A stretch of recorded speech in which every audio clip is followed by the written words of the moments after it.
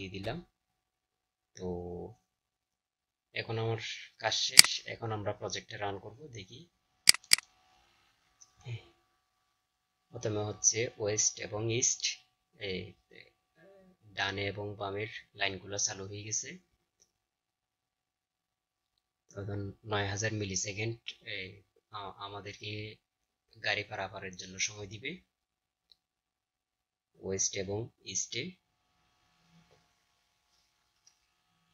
এরপরে হচ্ছে আমাদের সাউথ এবং নর্থের রোড ওপেন হয়ে যাবে এবং ইস্ট এবং ওয়েস্টের রোড ব্লক হয়ে যাবে অটোমেটিক।